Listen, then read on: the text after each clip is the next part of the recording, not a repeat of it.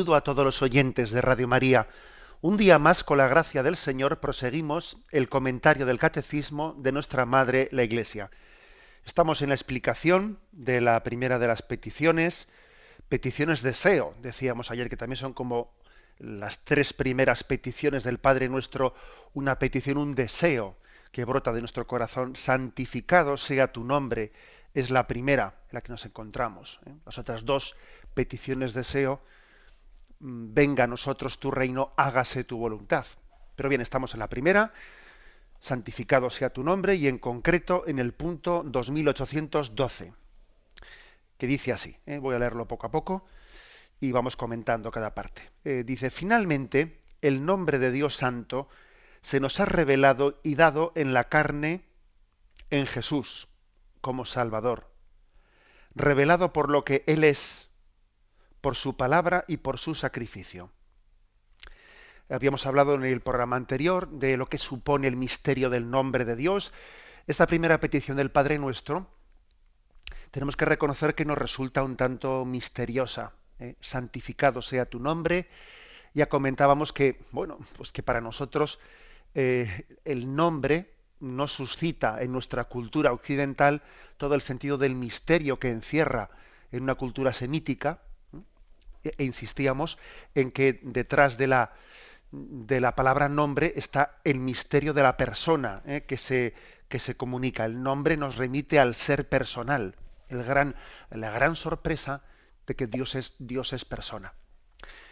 Me permito un pequeñito excursus, como solemos decir de vez en cuando, y es que el concepto de persona, el concepto de persona, ahora ya no hablo ya de la cultura semítica, sino que entre nosotros también en Occidente, es un concepto que, o sea, entender qué es, o sea, en qué se diferencia la naturaleza de la persona, ¿no?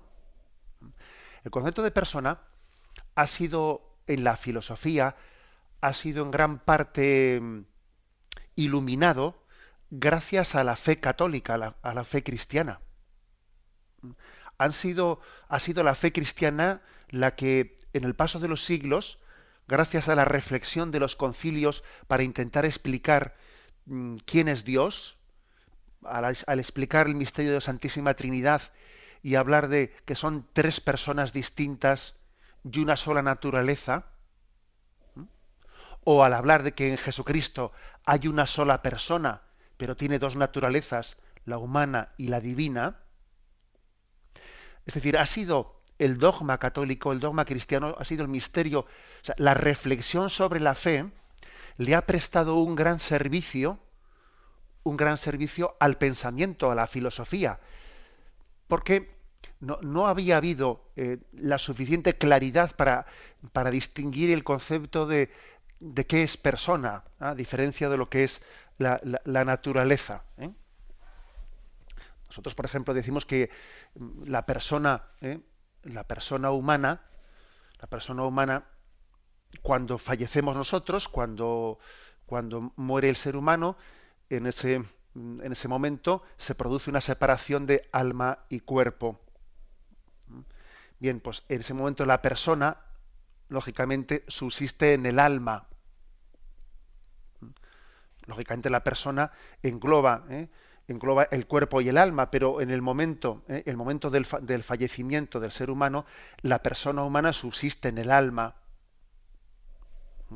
En la resurrección del cuerpo final, lógicamente, se vuelve a tener esa unidad sustancial, ¿no?, de cuerpo y alma, y la persona subsiste en el cuerpo y en el alma. Pero digamos que, permitidme este pequeños cursos que estamos haciendo, que el concepto de persona ha sido muy iluminado gracias al el esfuerzo que ha tenido que hacer la Iglesia Católica para explicar el misterio de la Trinidad, tres personas en una sola naturaleza divina, y el esfuerzo que ha tenido que hacer para explicar la cristología. Una persona, Jesús es una sola persona, no son dos personas, obviamente, pero tiene dos naturalezas, la humana y la divina. Bien, eso nos ayuda un poco más, ¿no? Cierro el paréntesis que he dicho al principio, cierro el paréntesis para entender que detrás del misterio del nombre estamos hablando de la persona divina con la cual nos relacionamos, con la cual nos comunicamos. Bien, pues Dice aquí, en el 2812, que ese nombre de Dios, ¿eh? El nombre de Dios que fue revelado en el Antiguo Testamento, especialmente a Moisés en el Sinaí, con ese término de Yahvé, yo soy el que soy, finalmente el nombre santo de Dios se ha revelado y se nos ha dado en la carne, en Jesús como Salvador. En la encarnación del Hijo de Dios se nos revela el nombre de Dios de una manera mucho más concreta, mucho más visible, mucho más palpable. Se nos ha revelado en la carne. ¿Eh? La palabra se hizo carne y se nos ha revelado en, en el nombre de Jesús. Acordaros que tuvimos también algunas catequesis aquí en este programa sobre el santo nombre de Jesús. Ahora no vamos a repetirlo porque allí hablamos en profusión de todo lo que significa el nombre de Jesús, Jesús Salvador. Y aquí se nos remite a dos textos que basta hacer memoria de ellos. En Mateo 1:21, la generación de Jesucristo fue de esta manera. Su madre María estaba desposada con José y antes de empezar a estar juntos, se, se encontró encinta por obra del Espíritu Santo. Su marido José, como era justo y no quería ponerla en evidencia, resolvió repudiarla en secreto. Así lo tenía planeado cuando el ángel del Señor se le apareció en sueños y le dijo: José, hijo de David, no tengas reparo en tomar contigo a María, porque lo engendrado en ella es obra del Espíritu Santo. Dará a luz un hijo y tú le pondrás por nombre Jesús, porque él salvará a su pueblo de sus pecados. En Lucas 1:31, curiosamente, es el ángel, así como en Mateo, el ángel le manifiesta a José, que tiene que poner el nombre de Jesús, en Lucas se lo manifiesta a María. El ángel le dijo: no temas, María, porque has hallado gracia delante de Dios. Vas a concebir en el seno y darás a luz un hijo, a quien pondrás por nombre Jesús. Será grande, se llamará Hijo del Altísimo, y el Señor Dios le dará el trono de David, su padre. Bueno, en Mateo se refiere que el ángel le reveló a José que tenía que ponerle por nombre Jesús. Y en Lucas dice a María, posiblemente pudo ser a los dos, a uno y a otro. Y el hecho de que también Dios quisiese comunicarles a los dos, a María y a José, que deberían de ponerle por nombre Jesús, todavía enfatiza más, subraya más la importancia de ese nombre.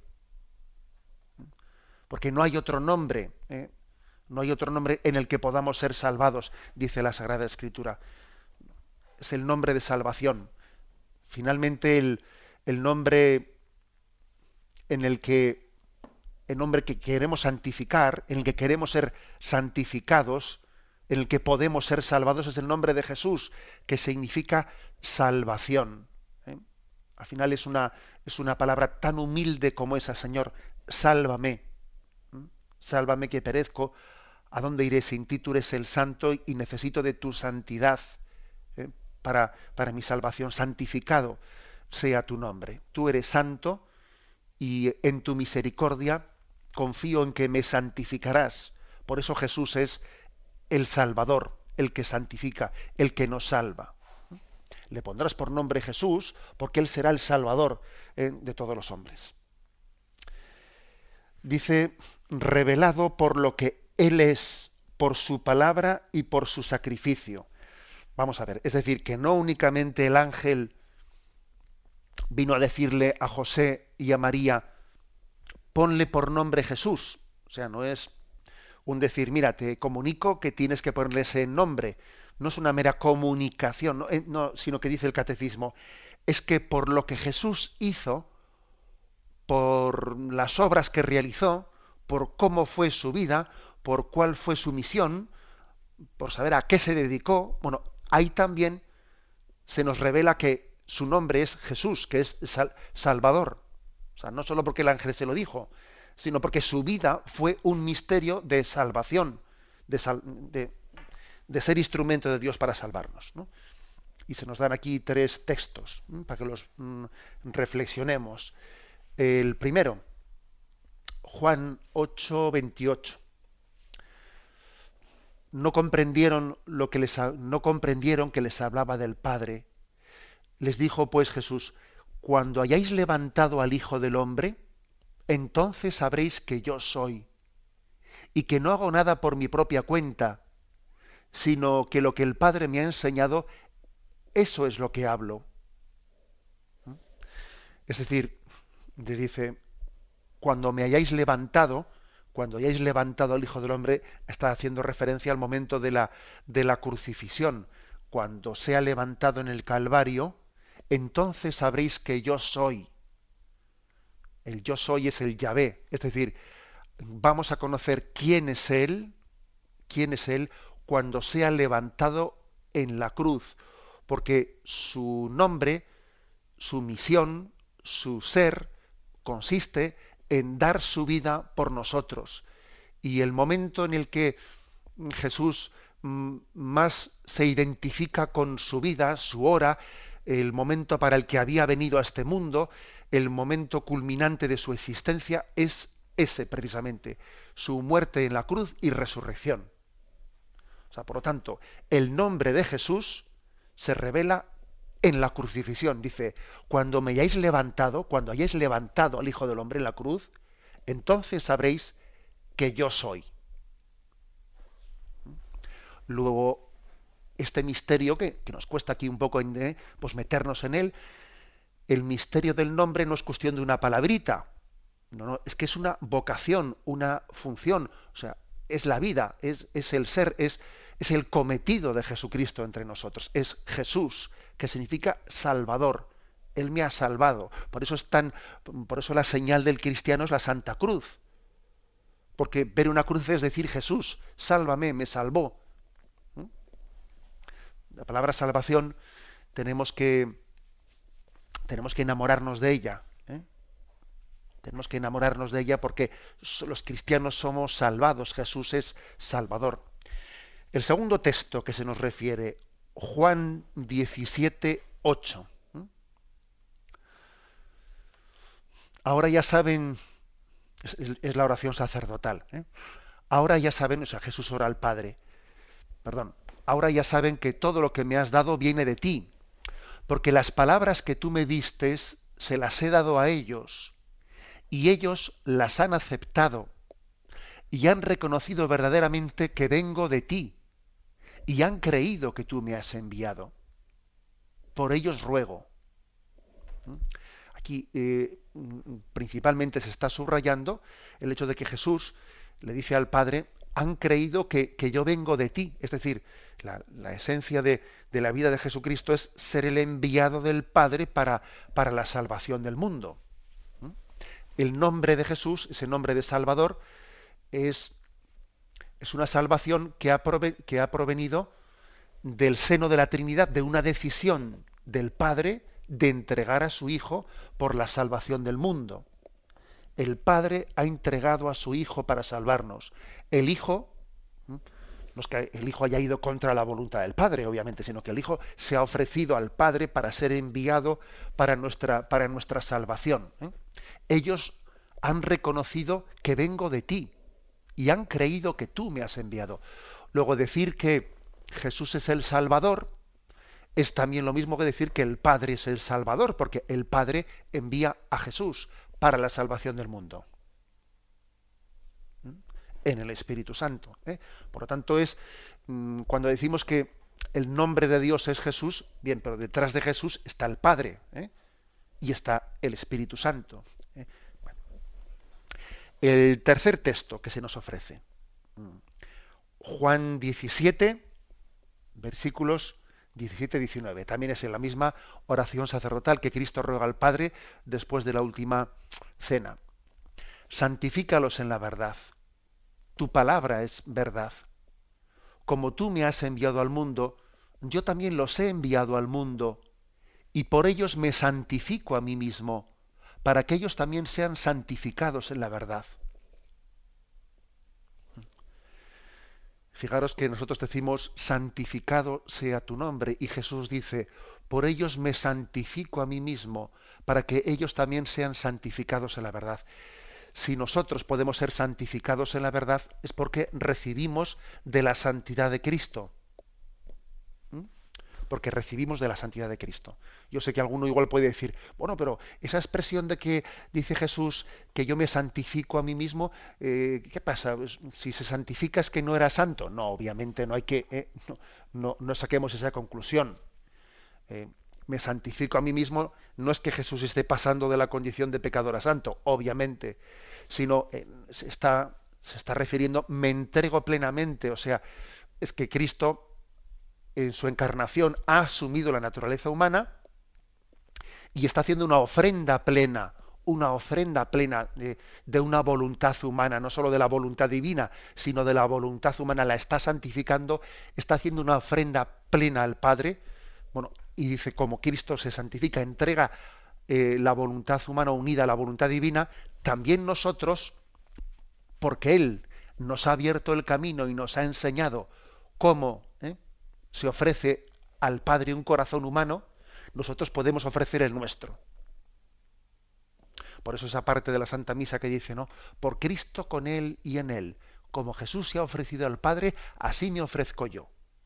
Jesús me ha enseñado a ser ofrenda viva. Luego me santifico en su nombre. Jesús me enseña a hacerlo. Es la escuela de la santificación. Por eso decir santificado sea tu nombre es Jesús me ha enseñado cómo hay que santificarse y cómo hay que entregarse al Padre. Fijaros todos estos matices, ¿no?, que están escondidos detrás de esta petición del santificado sea tu nombre. Continuamos la explicación de este punto 2812. El nombre santo de Dios finalmente se nos ha manifestado en el nombre de Jesús, Salvador. Continúa diciendo este punto. Esto es el núcleo de su oración sacerdotal. Ahora viene un versículo de la oración sacerdotal. Padre Santo, por ellos me consagro a mí mismo, para que ellos también sean consagrados en la verdad. Jesús nos manifiesta el nombre del Padre, porque santifica él mismo su nombre. Este versículo, Juan 17:6, es un versículo que dice, yo les he manifestado, aquí lo tengo, he manifestado tu nombre a los hombres que tú me has dado tomándolos del mundo. Tuyos eran y tú me los has dado y han guardado tu palabra. Es decir, Jesús ha manifestado el nombre del Padre a cada uno de nosotros. ¿Y eso cómo lo ha hecho? Pues enseñándonos el Padre Nuestro, sí, obviamente, pero no únicamente diciéndonos cuando oréis decir Padre Nuestro, no. Nos ha manifestado el nombre de su Padre diciéndonos que es buen pastor misericordioso, diciendo que es como el padre de la parábola del hijo pródigo, diciendo, o sea, revelando cómo es el rostro de su Padre. O sea, les he manifestado tu nombre, quiere decir, les he manifestado cómo es el Padre. Jesús ha sido como pues una ventana para meternos dentro de la Trinidad y decir, así es Dios de bueno, así es Dios de misericordioso. Él nos ha permitido conocer el misterio de Dios. Dice, porque santifica él mismo su nombre. Aquí nos trae un par de textos del profeta Ezequiel. Leo uno de ellos, por ejemplo, el segundo, Ezequiel 36, 20, 21, dice, y en las naciones donde llegaron profanaron mi nombre santo, haciendo que se dijera a propósito de ellos, son el pueblo de Yahvé y han tenido que salir de su tierra, pero yo he tenido consideración a mi nombre santo que la casa de Israel profanó entre las naciones a donde había ido. Bueno, es decir, él es el reparador de lo que ha hecho Israel, de lo que hemos hecho cada uno de nosotros, que hemos profanado el nombre de Dios con una vida pecadora. Claro, cuando alguien es un creyente, como nosotros, ¿no?, que somos un creyente y somos bautizados y no vivimos como tales y no vivimos como hijos, estamos profanando el nombre. Ese no tomarás el nombre de Dios en vano no se refiere únicamente a blasfemar. Es que claro, también se refiere a decir, ¿y tú eres hijo de Dios? Pues no se te nota. Pues con esa vida que tienes estás profanando el nombre. Tienes la condición de cristiano, pero lo estás profanando. O sea, a eso se refiere. Se refiere a que nosotros contradecimos el nombre que llevamos encima, lo contradecimos.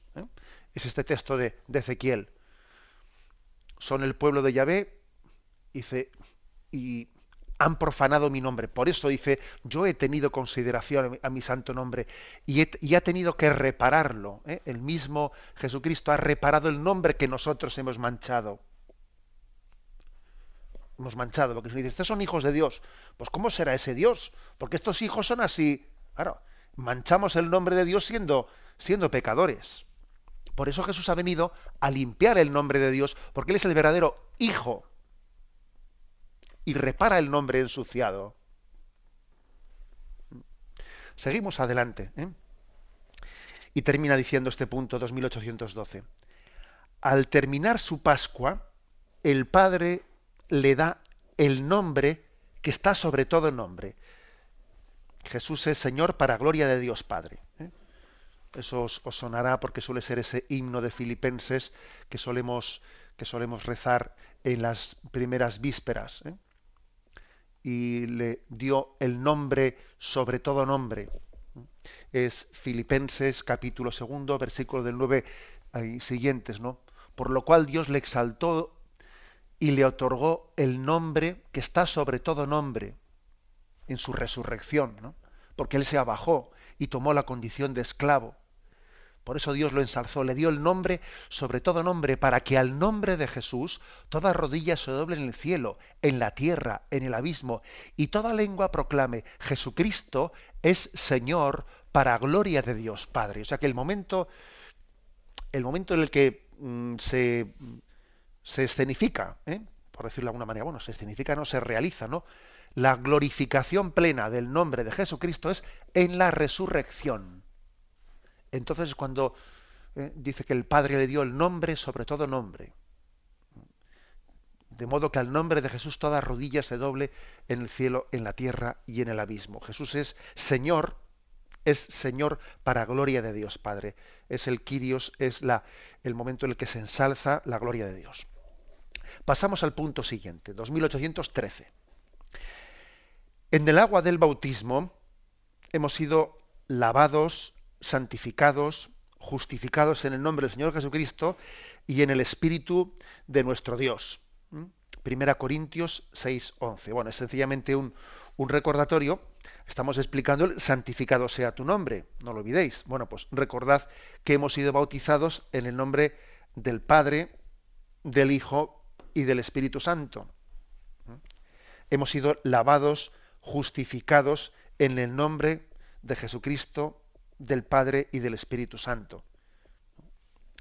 Por lo tanto, aquí se está realizando en el bautismo esa promesa de que Jesús será el Salvador y en su nombre seremos salvados. Hemos sido bautizados en su nombre. Es el cumplimiento de la promesa de que se nos ofrece la santificación en el nombre de Jesús, en el nombre del Padre y en el nombre del Espíritu Santo. A lo largo de nuestra vida, nuestro Padre nos llama a la santidad. Primera Tesalonicenses capítulo 4, versículo 7, nos llama a la santidad. Y como nos viene de Él que estemos en Cristo Jesús, al cual hizo Dios para nosotros santificación, es cuestión de su gloria y de nuestra vida el que su nombre sea santificado en nosotros y por nosotros. Tal es la exigencia de nuestra primera petición. Vamos a ver, yo me atrevería a decir como una conclusión práctica de esto.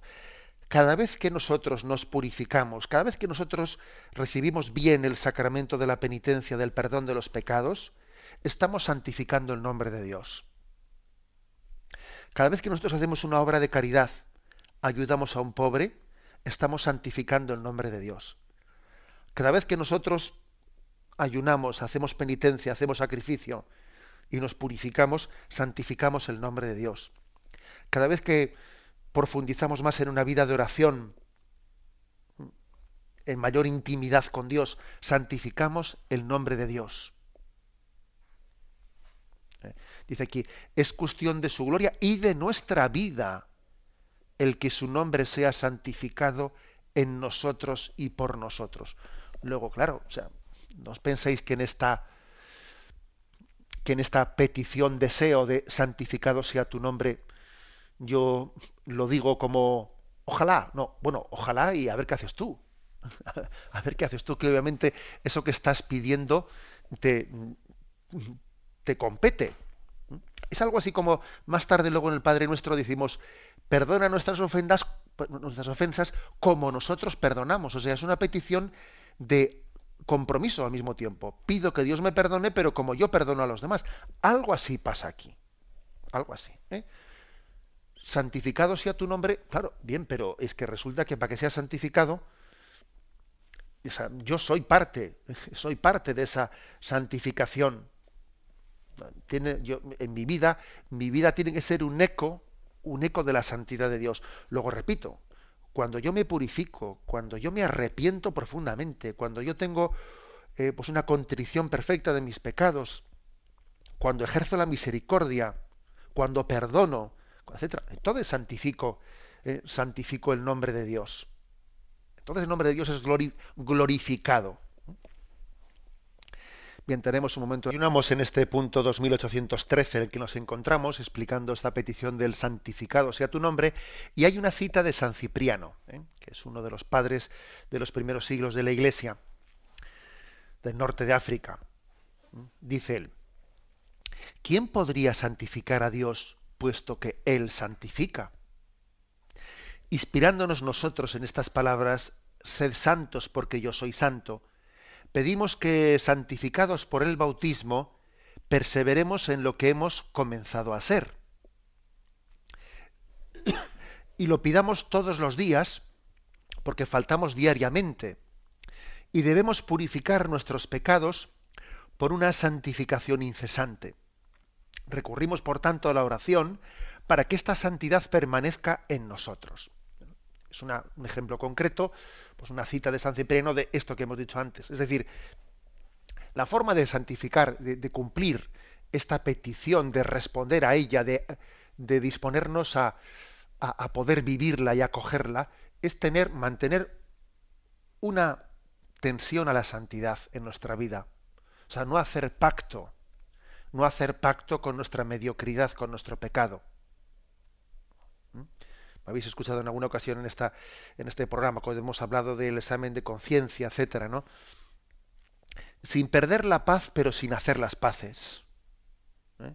Sin perder la paz, porque siempre seremos pecadores, porque siempre tendremos conciencia de que no llegamos al ideal de Jesucristo, siempre nos quedamos cortos, y por lo tanto tenemos que vivir esa condición de ser pecadores también, también entendamos bien, pues aceptándola, pero no haciendo las paces con ella.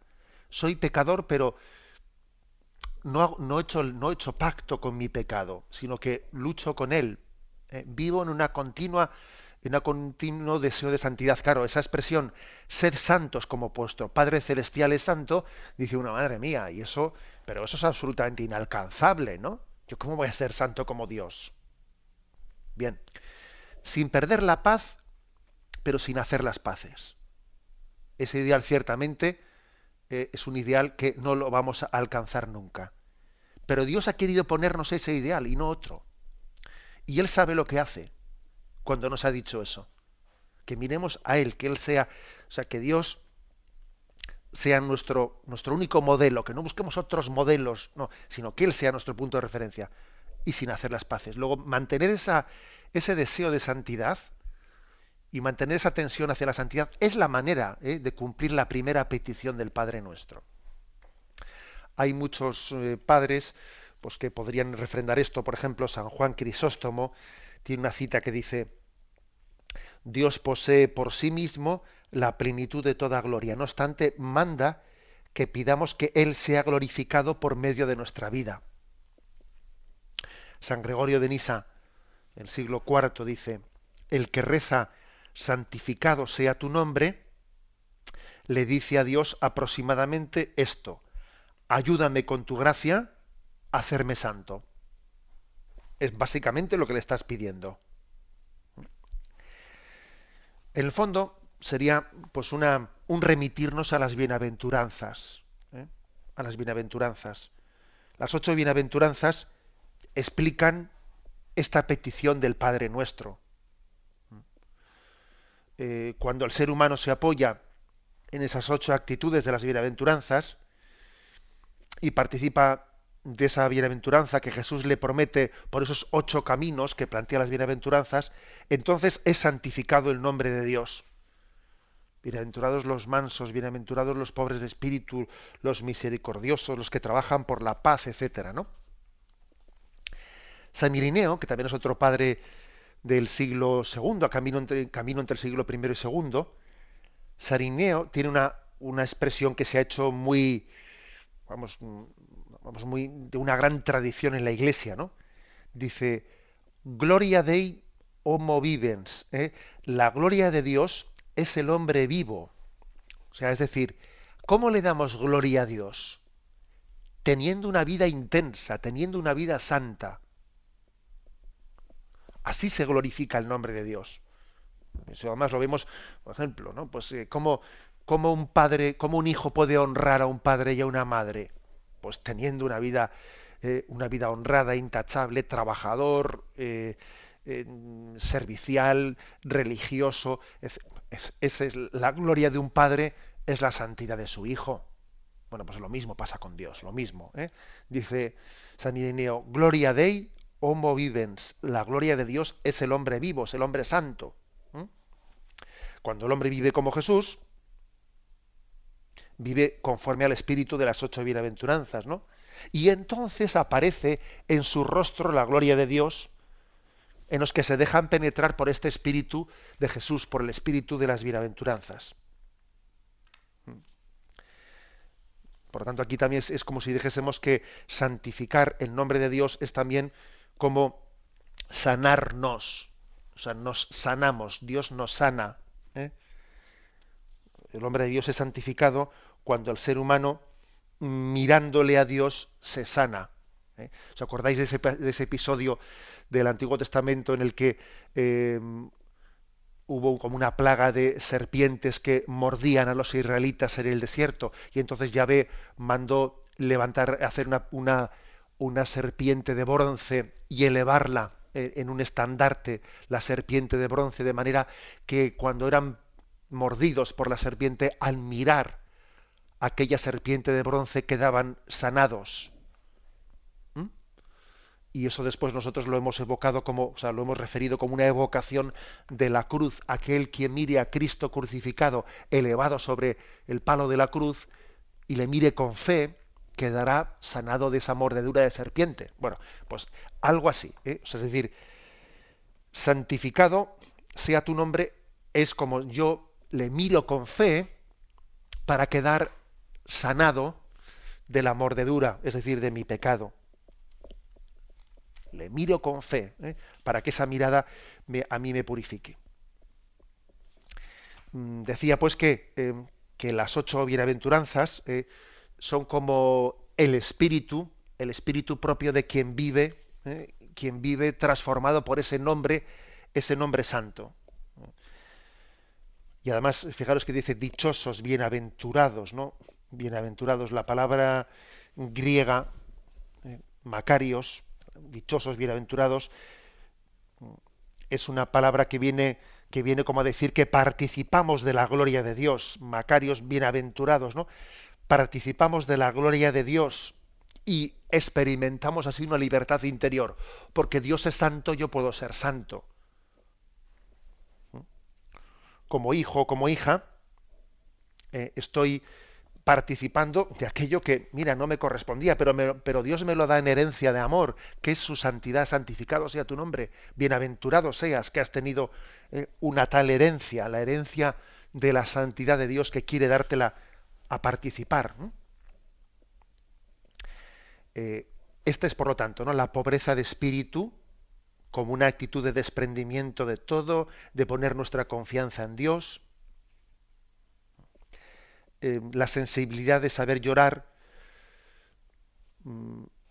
por lo que verdaderamente merece la pena en esta vida, el llanto, saber llorar pues no solo por las personas queridas, ¿no?, sino por mi propio pecado, por las oportunidades que he perdido, por no ser santo.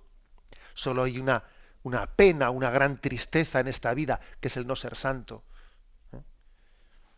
El tener un espíritu pacífico, de no violencia, siendo delicado en el trato con los demás y también con uno mismo, que a veces nos cuesta tener paciencia con nosotros mismos.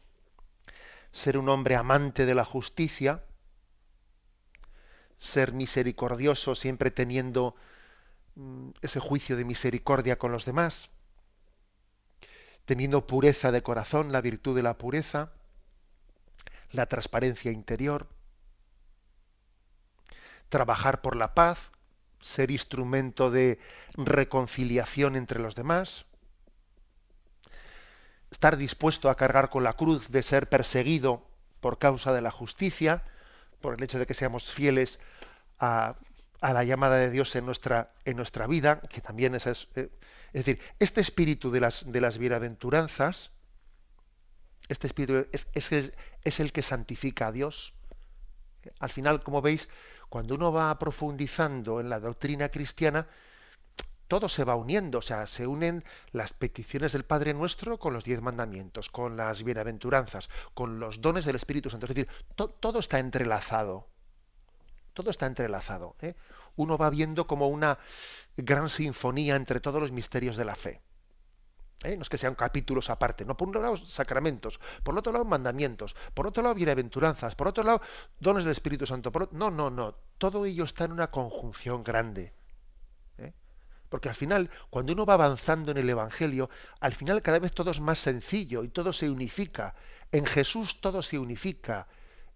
Y al final todo es un misterio de amor revelado en Cristo. Y es hermoso ver, como digo, por ejemplo, en este caso concreto, al final Cristo es el glorificador del Padre porque Él ha vivido el espíritu de las bienaventuranzas. Porque las bienaventuranzas, antes de ser un mandato que Cristo nos dio, son una especie de autorretrato en el que Jesús se expresa cómo es Él. Y de paso nosotros recibimos el ideal de cómo tenemos que ser, ¿no? Y esa es la manera de glorificar el nombre de Dios, santificado sea tu nombre. Viviendo conforme a ese ideal y realizándolo en nuestra vida. Ha terminado diciendo San Cipriano, recurrimos por tanto a la oración para que esa santidad permanezca en nosotros. Bueno, porque obviamente todo esto que estamos diciendo requiere una sensibilidad. O sea, no es tan fácil, estos valores que estamos diciendo, no es tan fácil percibirlos sin quedarnos a solas con Dios. O sea, somos demasiado superficiales y todas estas reflexiones que estamos haciendo, es muy difícil que nos percatemos de ella si no nos quedamos a solas delante del Señor, si no tenemos ratos de intimidad profunda. Es muy difícil, es pedir peras al olmo.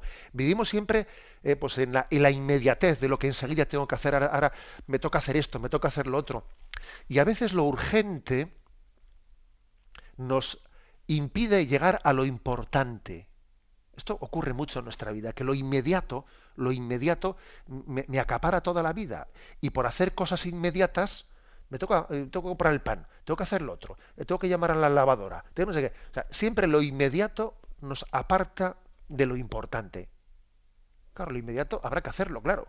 Ya, pero a ver cómo organizamos la vida para que yo tenga tiempo de, como dice aquí San Cipriano, es que necesitamos tiempo de oración para poder darnos cuenta de lo que es santificar su nombre.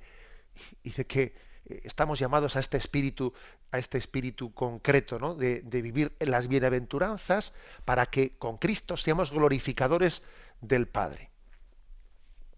Lo dejamos aquí y vamos a dar paso a los oyentes. A vuestro turno va a poder hacer preguntas. Podéis llamar al teléfono acostumbrado 917 107 700. 917 102. Egunon, Jauna. Soy Mari Carmen. Sí. Cuando dice usted bendecir al Padre, como Jesús le bendijo al Padre y nos enseña eso en el Padre Nuestro Ujú, para que nosotros también sepamos, bendigamos al Padre porque se merece todo, ¿verdad? ujú. Pero a nosotros, por ejemplo, no nos esto nos damos cuenta de eso cuanto más pecadores nos sentimos, más reconocemos esa bendición. Entonces, si no existe ese pecado, si no, si a Dios ahora se le toma con tan simplicidad, se le quita omnipotente, todopoderoso, todo. Jesús también, un hombre más. Entonces, ¿cómo bendecir si nuestro interior está mirando hacia otras cosas, pues muy, muy superfluas? Entonces, ¿cómo bendecir o cómo nos tienen que explicar o cómo nos tienen que ayudar? Porque en el Gloria que hay los domingos para rezar o cantar, también se nos quita, porque allí está la bendición total al Padre. Y también está el credo, dicen, no, se ahora pues se estila, si se reza el Gloria, quitar el credo, y si se dice el credo, quitar el Gloria. Si todo eso nos deshacen o nos quitan, ¿cómo vamos a adorar o cómo vamos a bendecir? Eso es lo que quería. Es que ricasco. Es que ricasco. Bien, vamos a ver. Es obviamente yo creo que el oyente, aparte de, bueno, de algunas incorrecciones litúrgicas a las que al final ha hecho referencia, que obviamente son incorrecciones, yo creo que ha dicho una cosa que es muy clave, es decir, para glorificar el nombre de Dios es muy importante caer en cuenta de nuestra condición pecadora. Si se le quita importancia, ¿no?, a nuestra condición pecadora, si al misterio del pecado se le quita importancia, claro, entonces el mismo nombre de Jesús queda vacío de contenido. Claro, la palabra Jesús significa Salvador. Si el pecado no tiene tanta importancia, si no sé qué, si eso, bueno, pues entonces Jesús no es tan necesario. Yo, pues, si yo no tengo pecado, si el pecado, pues entonces, si Jesús es Salvador, pues para mí Jesús no es tan importante, ¿no? O sea, es decir, vaciamos de contenido la misma misión que el Padre le dio a Jesucristo de ser Salvador del mundo. Cuando de alguna manera desdramatizamos el misterio del pecado y de la redención, hacemos insignificante a Jesucristo. Claro, uno dice, bueno, entonces ¿a qué se reduce a Jesucristo? Se reduce a Jesucristo, pues hombre, pues a un hombre justo que luchó contra el mal y entonces, como todo hombre justo, pues los poderes fácticos pues acabaron con él y en el fondo, bien, pero es reducir a Jesucristo ¿eh? a el ejemplo de un hombre justo que luchó pero Jesucristo no solo es un ejemplo, porque ejemplos ha habido muchos buenos en la historia de la humanidad, ¿no? Jesucristo no solo es un ejemplo, sino que es el que nos salva de nuestro pecado, el que nos redime, el que nos reconcilia ¿eh? con Dios. Hay, por lo tanto, un riesgo de vaciamiento de lo que es el nombre santo de Jesús Salvador, en la medida en que hemos hecho, pues a veces una especie de secularización del mensaje cristiano, reduciéndolo a una dimensión horizontal, que también existe la dimensión horizontal, la de Jesús, un hombre que nos da un ejemplo en la vida, pero ojo, también hay una dimensión vertical, que es la de que Cristo carga con nuestros pecados y los redime, y nos redime ante el Padre. Damos paso a un siguiente oyente. Buenos días. Hola, monseñor. Sí, buenos días. Le escuchamos. Soy Gloria de Valencia. Sí. Sí, me gustaría pedir su consejo sobre qué actitud tomar frente a una amiga católica practicante que, por más que le digo, ella sigue obcecada en creer más en videntes marianas colombianas, prepararse para el fin de los tiempos, no comulgar en la mano ni de las manos de un fiel por ser algo impuro, rezar rosarios distintos al normal, garabandar, medjugorje, etcétera. Y gracias a su catecismo, monseñor, sé que la Iglesia pide humildad y obediencia, pero ella dice que llegará un momento en que la Iglesia dirá testimonios erróneos y ella convocará al Espíritu Santo para obrar bien. En fin, que muchas gracias, Señor, por su discernimiento y que nada, que para mí es luz entre tantas tinieblas. Un fuerte abrazo y gracias. Bien, yo creo que igual la manera de afrontarla un poco a su amiga tiene que ser a decirle, vamos a ver, no, yo no le diría todo eso lo que crees es falso, porque es que además también puede haber alguna, pues alguna de esas supuestas revelaciones a las que la oyente ha hecho referencia, pues que están en proceso de discernimiento, como la de la Garabandal no, la de Medjugorje, quería decir, la de Medjugorje está en proceso de discernimiento y por lo tanto pues es posible que la Iglesia dé una palabra de discernimiento positivo, etcétera. Es decir, yo no le diría a la oyente que todas las revelaciones privadas tienen que ser rechazadas. No, pero sí que le insistiría en que toda revelación privada tiene que estar supeditada a la revelación pública. O sea, totalmente supeditada. Es decir, que la revelación privada, la Iglesia la aprueba en la medida en que lo que hace es confirmar la revelación pública. Y claro, y ponerse en una situación de decir, como yo también me ha ocurrido en alguna conversación con alguna persona, es que una revelación de no sé qué persona anunció que llegaría un momento en el que pues un papa se desviase. Yo he escuchado por ahí interpretaciones de que el papa que sucediese a Juan Pablo II iba a ser el antipapa y no sé qué. Es decir, cuando una supuesta revelación privada nos pone en la contradicción de ser fieles a la obediencia de la Iglesia, estamos perdidos. Ahí estamos perdidos. Es decir, entonces, curiosamente, el ángel de la tiniebla nos ha engañado. El criterio de discernimiento más determinante es la obediencia a la Madre Iglesia. Fuera de la obediencia a la Madre Iglesia, estamos perdidos. Entonces, eso yo creo que ese tiene que ser su argumento principal. El argumento principal es la obediencia a la Madre Iglesia, porque claro, esa pretendida obediencia por hilo directo al Espíritu Santo o a la Virgen María, claro, es que eso es un grado de subjetivismo tremendo, ¿no? Pues aquí puede aparecer otro que diga que tenga otra revelación y otro que tenga otra revelación diciendo cosas contradictorias y a ver a quién le hacemos caso. O sea, al final,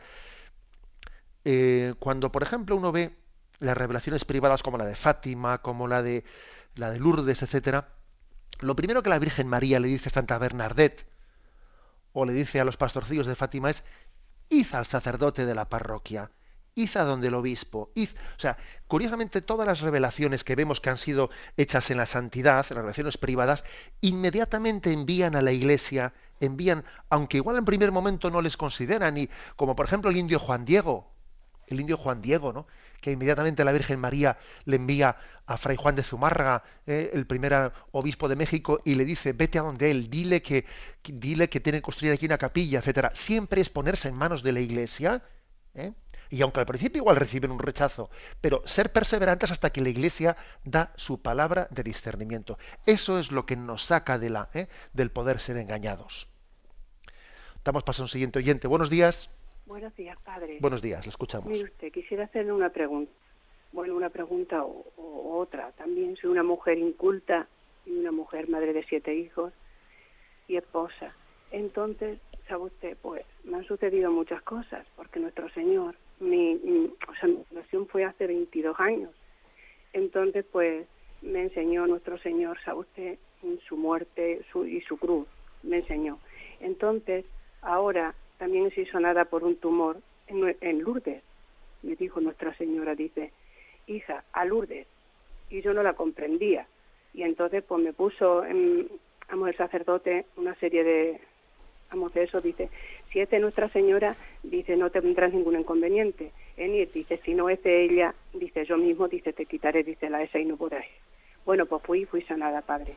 Entonces nuestro Señor siempre me decía: dedita mi pasión a las 3 de la tarde.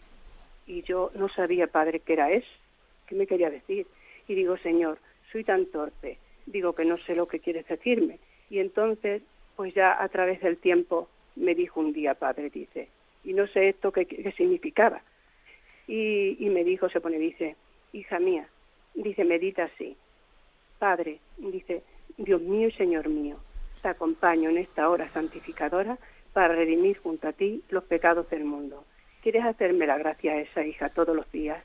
Y yo le contesté, padre, y le dije: sí, Dios mío. Y entonces pensé, padre, que era sobre la corona de misericordia, y la estoy haciendo desde entonces. Y el Vía Crucis, trato de inculcar a mis hijos las buenas esas que vayan a la iglesia. Dice: mamá, tantos rosarios nos ha dado de cuando pequeños, dice que ya, dice, estamos, dice que no podemos más. Dice, así que dice, ya, dice, no te metas en nuestras vidas. Ellos son buenos padres. Lo que pasa que es que tengo mucha persecución porque dice, tu Dios, y te tiene siempre enferma. Y te tiene siempre enferma. Digo, Él sabrá por qué lo hace, hijo.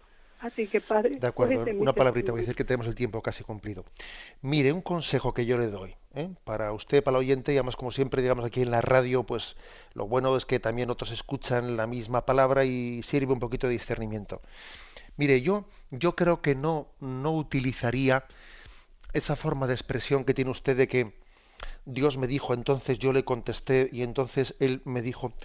Yo creo que no es bueno hablar en esos términos, como si nuestra relación con Dios fuese de una especie de revelaciones particulares que estamos recibiendo como unas visiones o unas locuciones y nosotros las respondemos. Yo creo que no es prudente que hablemos en esos términos. Primero porque además yo creo que, aunque no hay que excluir que Dios es todopoderoso y Él puede tener también un tipo de manifestación a una persona, pero si hipotéticamente se tuviese, yo creo que ese tipo de manifestación siempre se tiene de una manera muy reservada y oculta. Por lo menos los santos así lo han hecho, manifestándolo exclusivamente a un director espiritual, etcétera. Generalmente, yo creo que cuando estamos hablando de, bueno, pues una especie de convicción, el Señor no sé, he recibido como una especie de, no sé, una luz interior, ¿no? Una luz interior de, pues voy a ir a Lourdes, voy a presentarme delante del Señor, etcétera. Bueno, pues uno lo discierne como que, no sé, como que entienda que ha recibido una llamada de Dios porque ha recibido esa especie de emoción interior. Pero no me parece prudente que hablemos de que Dios me ha dicho y yo le he respondido y entonces Él me dijo, como si estuviésemos teniendo una especie de revelaciones particulares, etcétera. Esto creo que es de prudencia, es de prudencia nuestra forma de manifestarnos delante de Dios y de dar testimonio de nuestra fe delante de los demás. Porque claro, otro escuchará y dirá, pero ¿este qué pasa? Que tiene una especie de hilo directo.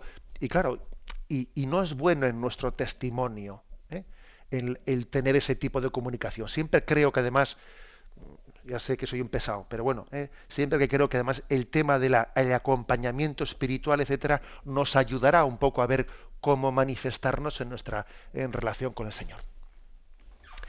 Me despido con la bendición de Dios Todopoderoso, Padre, Hijo y Espíritu Santo. Alabado sea Jesucristo.